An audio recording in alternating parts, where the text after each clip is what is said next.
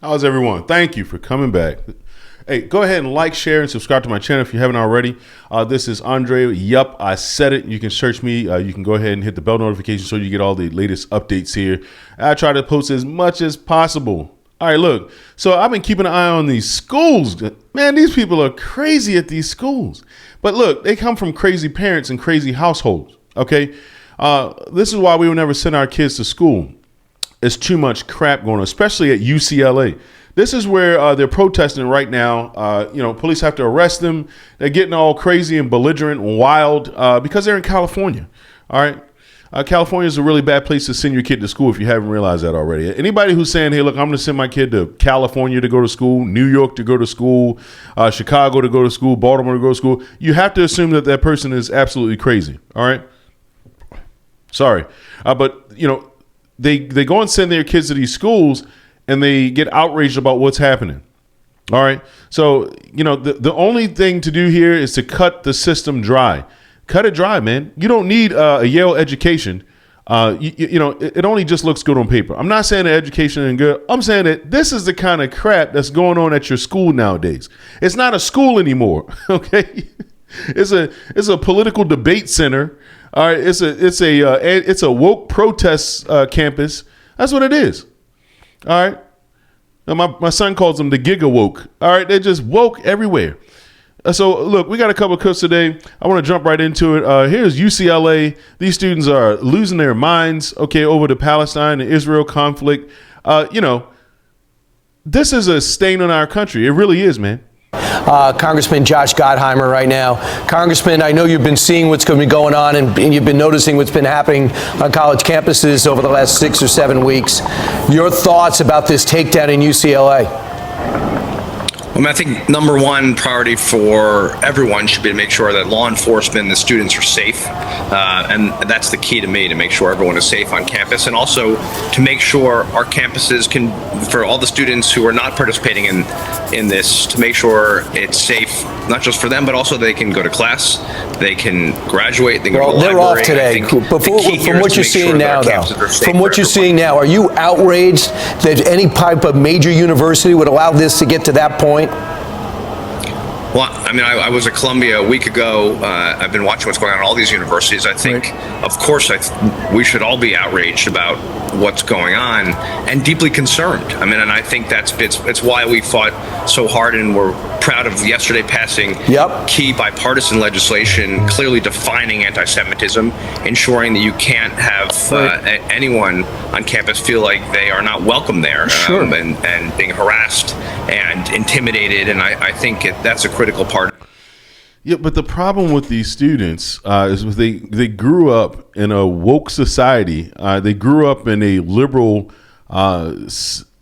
setting, and they don't care. They're going to be more outraged than you are. That's the problem. And this guy doesn't really sound that outraged, really. But look at how they tore up the streets. This is beyond,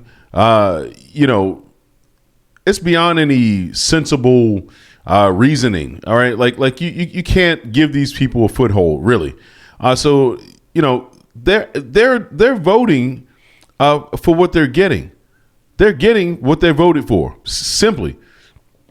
Because if the schools were a lot tougher on the policies of their school administrations, if they weren't so quick to jump on every woke idea, then the students wouldn't have that kind of cultural understanding.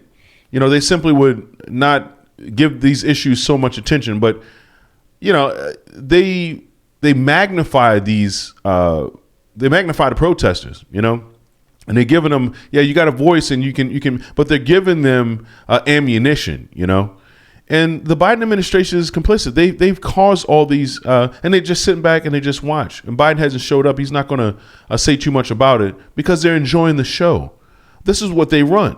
They want total chaos. In my opinion, the Biden administration, they're grossly incompetent. I mean, so incompetent that it's not even fathomable. Like either that or they're doing it on purpose. Like they're causing these issues on purpose.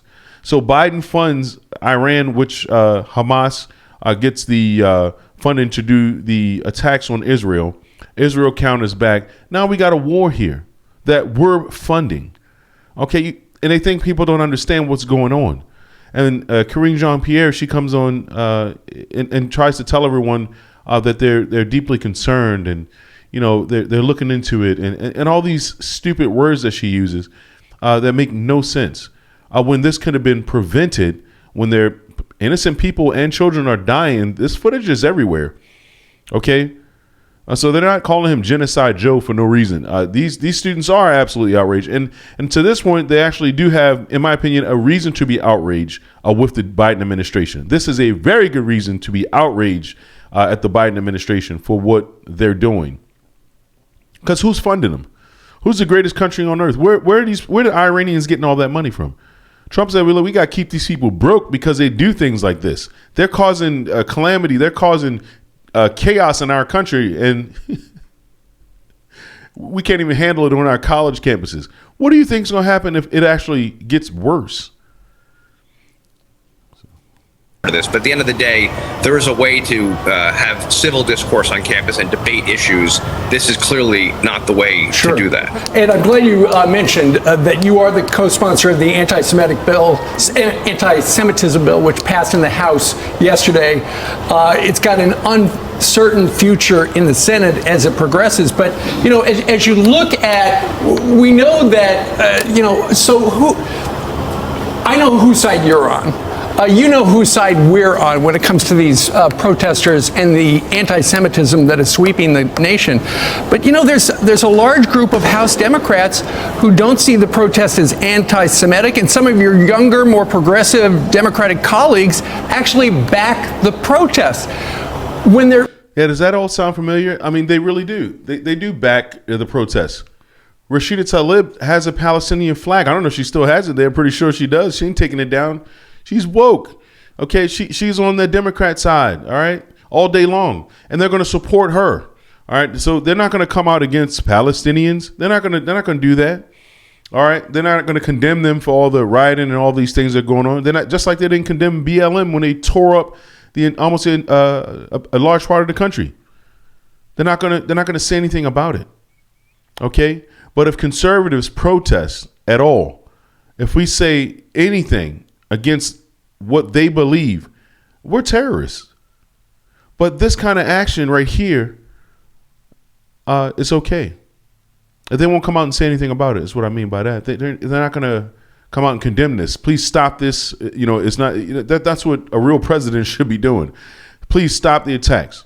Explain to the people why this is happening, Biden. He would probably come out and say it's Trump's fault or something, Well, he has nothing else to say about it. That's why he's hiding. All right, he's scheduled somewhere else, and he's going. So what? He's scheduled somewhere else.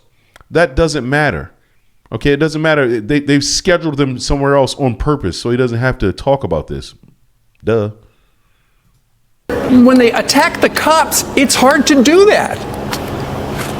Well, obviously, no one should attack law enforcement, and we can't stand idly by. And what we're seeing, these images are deeply disturbing, and as it was deeply disturbing, and I've seen, videos, I'm sure you have, people calling for the deaths of Jews and screaming, supporting Hamas. We're all Hamas.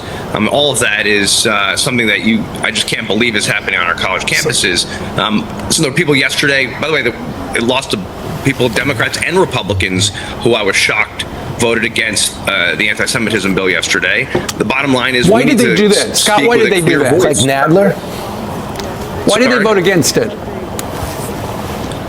There were questions about commas and definitions, and I don't think that there was any question about that legislation of what it meant, which was that we should of course be able to criticize. You should of course protect free speech in this great country, but there's a huge difference between harassing and intimidating and discrimination, which shouldn't be allowed on our college campuses against anyone. And I think and hate shouldn't be allowed on our college campuses. There's a difference again between civil discourse and debate, which we should encourage on our college campuses, even when we don't agree, and what you're seeing now going on. So, Congressman, I have to ask you guys just accomplished bipartisan legislation. Good job. And we're watching, not just here at UCLA, But scenes like this happening on college campuses all across the country.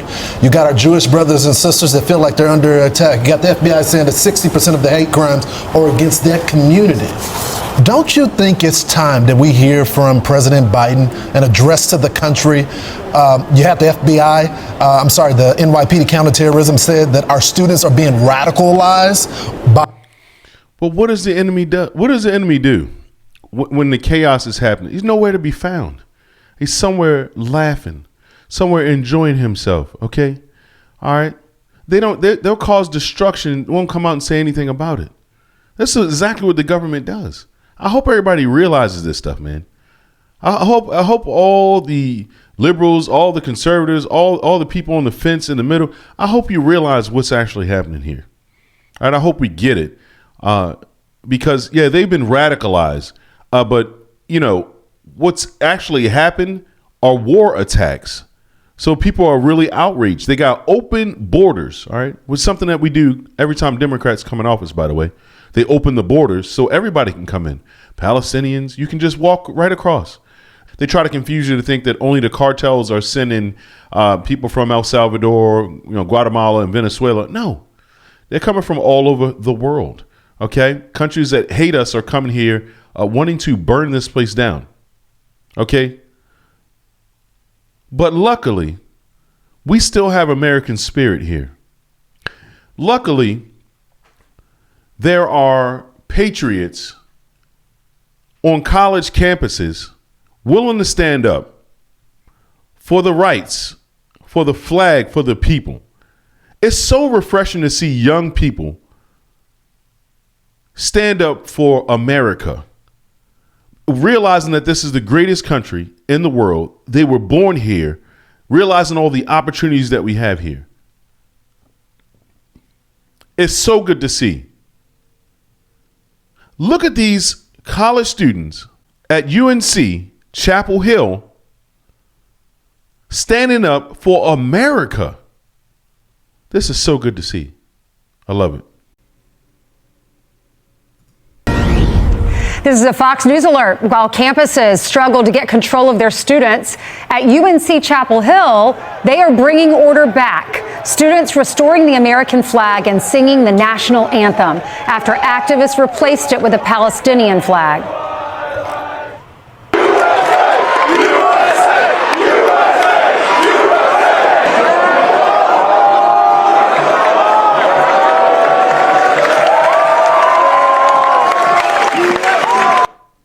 Here with reaction, Fox and Friends weekend co-hosts Pete Hegseth and Will Cain. Hey, guys.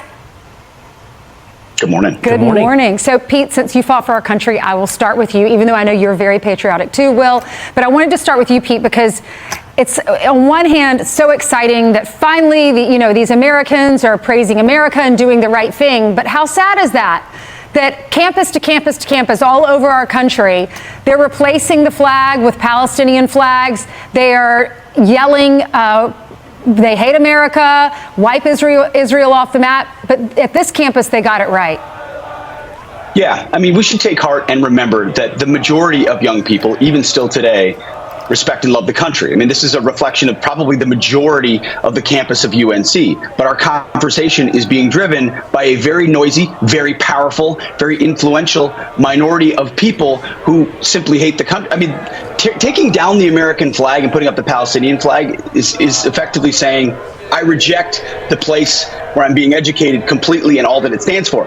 We should UNC should find those kids, by the way, and give them a study abroad semester in Gaza. You know what? You love Palestine so much. Go over there and hang with them for 6 months. See how you feel about the American flag when you come back. That's what every vet's experience. You see the other side, you understand how special what we have is. By the way, the chancellor came out and put the flag up with him, but they took it down later. They took it down because they didn't want it to be a controversy. So the flag went up for a second, but didn't stay up. And that's sad also. Well, Alternatively, I would say to you, Pete, they should also find those UNC frat bros and give them full scholarships to the University of North Carolina. The full story, Ainsley, is pretty fascinating in that they had already replaced the American flag with the Palestinian flag. These North Carolina frat brothers saw it, were upset by that, but the school administration at that time came out and re-raised the American flag, and everybody broke into the national anthem. But once the school administrators and school security left, then the protesters began to take down the American flag again, and that's when the guys stepped in and protected the flag. They said one of the frat brothers' names is Guillermo Estrada, Ainsley. He said that he and his brothers protected it for an hour. By the way, his parents, immigrants in the military. They protected the flag for an hour. They were pelted with bottles and rocks. But those are the type of Americans that I agree with Pete. Their love of country and their patriotism, I don't think are as rare as we want to believe. A lot of people love America, but what they should be celebrated for and what be more rare is their bravery, their willingness to stand up and exhibit that patriotism and protect America. That's a rarity. In my mind, that's the kind of student you want at North Carolina. You might as well give them a full ride and go Tar Heels. That's how every student should be on college campuses. They should all be just like that. Every last one of them, at every college in the United States, they should be waving the flag of the United States of America. All right? This is not a Middle Eastern country, okay? It's just not. You can't make it into one. It is America. All right? The college students at Chapel Hill understand that. That's how we need all our students to be. I commend the students there at Chapel Hill for having the guts to stand up and do that. All right? All colors, all creeds need to be doing the same thing if you're here in America. All right, that's how it should look. What a great thing. What a big deal. All right, we need to blow that up, man. That's amazing. Okay, so represent America, represent the country you were born in. Be proud of where you are. Other countries certainly are proud of where they are. Even in China, they're proud to be Chinese, even though they're under a CCP dictatorship, okay? They're still happy about where they are. It's crazy. They love Xi Jinping, okay? They love him. All right, we don't like Biden, that's for sure. All right, we don't believe in any of that communism and none of that stuff, okay? But, you're born in America. You're here in America. You need to represent America. Learn American values. Certainly if I move to the Middle East, if I move to Israel, if I move to Palestine, if I move to any of those places, I'm going to get into the culture. I'm gonna first of all, I'm gonna do a lot of research before I move there and find out what they do, see if I like what they do, and if I'm gonna be okay with what they do, because I'm moving to their country. All right, I'm moving into their country. The same thing for anyone else. If you want to move to America, just know that you're probably going to get Americanized, and that's okay. That's good if you want to come here. All right, other countries have things to offer. There's a lot of great countries all around the world.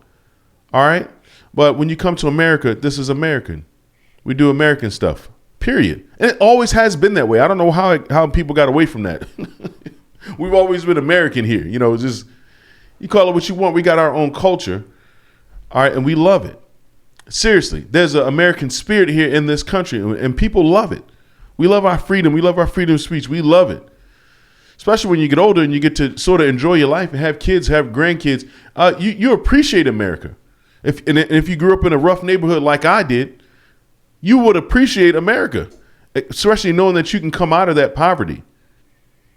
There's nothing like it, guys. There's absolutely nothing like it. You have every reason to be proud of where you're from. It is absolutely, truly amazing. All right. A lot of miracles and a lot of great things happen here in America. A lot of great history. Man, if you really start to read history and how America came to be, it's going to bring you to tears.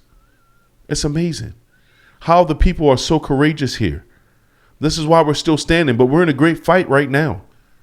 We are in a great fight right now. And when you understand history, you understand why we're in a great fight. The Great Reset is here. They're trying to reset everything, and they want to do some crazy things that most Americans will never agree with. We don't agree with sending our money to a foreign country when we don't have anything to do with that country. There's nothing in the Ukraine for us. Well, now we have close ties to Israel. Now that's very clear in the scriptures. All right. So we got to get with the program. We got to understand who we are in order to understand where we are going. This has been Yup, I Said It, guys. Thank you so much. Please like, share, and subscribe to my channel. And I love you.